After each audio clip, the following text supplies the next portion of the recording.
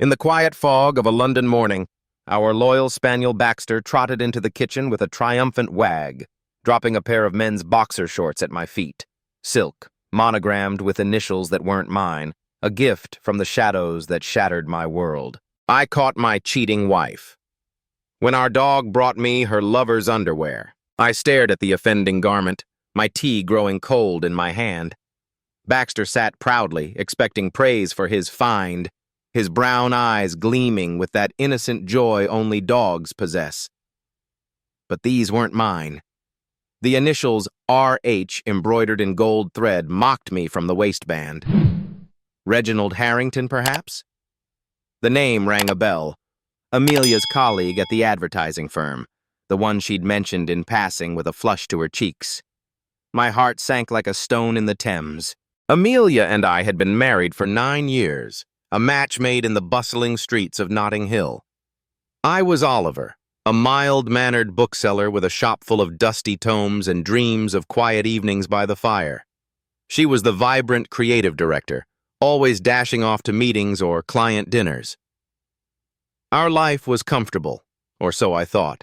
Weekends in the Cotswolds, Baxter bounding through the heather, Amelia's laughter echoing like music. But lately, she'd been distant, her phone a constant companion, her excuses as thin as the morning mist. That evening, as rain pattered against our Victorian terrace windows, I confronted her.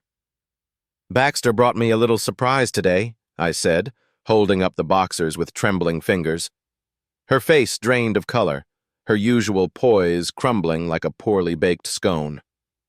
"Ollie, it's not what you think," she stammered, but the lie hung heavy in the air.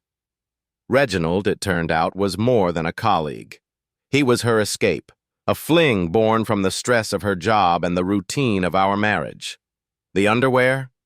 A careless memento left behind during one of her overtime visits to his flat. Baxter, ever the explorer, had sniffed it out from under the sofa where she'd hidden it upon returning home. The confession poured out like a burst pipe. Tears, apologies, the classic, "I didn't mean to hurt you." I felt a storm rage inside me, betrayal twisting like a knife. How could she? Baxter, sensing the tension, whimpered and nuzzled my leg, his unwavering loyalty a stark contrast to her deceit. I stormed out into the rain, wandering the slick streets of London, the city lights blurring through my tears. Memories flashed. Our wedding in a quaint Kent chapel, Baxter as our ring-bearer pup, lazy Sundays in Hyde Park, the way she'd once looked at me like I was her everything. The next days were a blur of solicitors and packed bags. Amelia moved to a friend's in Chelsea, leaving the house echoing with silence. But Baxter stayed with me, his presence a balm on my wounded soul. One crisp autumn afternoon as we walked along the Regent's Canal, I reflected on the irony.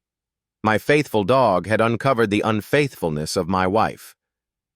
Yet in that revelation, there was a strange gift. Freedom from the illusion of a perfect life. Months later, I sold the bookshop and opened a small cafe in Cornwall, where the sea air cleared my mind. Baxter chased gulls on the beach, and I found solace in news stories, not just in books, but in the lives of locals who shared their own tales of heartbreak and healing. As the sun set over the rugged cliffs, painting the waves in hues of gold and crimson, I knelt beside Baxter, scratching his ears as he leaned into me with that boundless trust. The underwear incident had ripped my heart open, exposing the fragility of love, but it also taught me the strength in letting go.